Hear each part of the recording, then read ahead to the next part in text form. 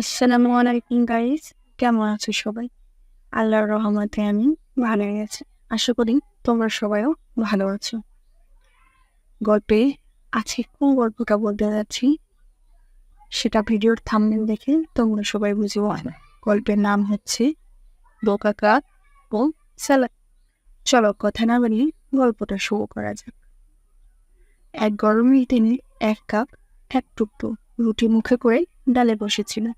শিয়ালটি সেই রুটি দেখে লোভে পড়ে গেল। সে ভাবল, এই রুটি যদি আমি পাই। তখনই এক চালাকি মাথায় এলো। শিয়াল কাকের নিচে এসে বসল। আহা কাক, আপনার গলার আওয়াজ নাকি অনেক সুন্দর, একবার গান শুনিয়ে দিন না। কাকটি মনে করল, সত্যি তো খুব ভালো গাই।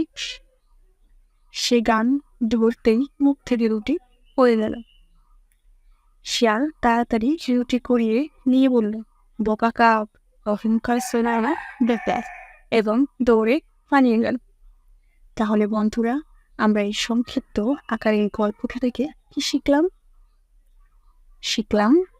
অহংকার করলে নিজেরই ক্ষতি হয়। চাটুকার কথায় ভুলে গেলে বিপদ আসতে পারে। তাহলে বন্ধুরা, আমার এরকম ছোট ছোট গল্প যদি তোমরা শুনতে আগ্রহী থাকো, তাহলে চ্যানেলটি সাবস্ক্রাইব করবা এবং ভিডিওটি ভালো লাগলে কমেন্ট করবা। আশা করি তোমরা সবাই সবসময় আমার পাশে থাকবা। আমিও তোমাদের পাশে থাকার চেষ্টা করব। তোমাদের সাপোর্টই আমার অনুপ্রেরণা। তো বন্ধুরা, আজকে তাহলে আসি। আশা করি পরবর্তী থেকে ভালো একটি গল্প নিয়ে তোমাদের সামনে হাজির হবো। আল্লাহ হাফেজ।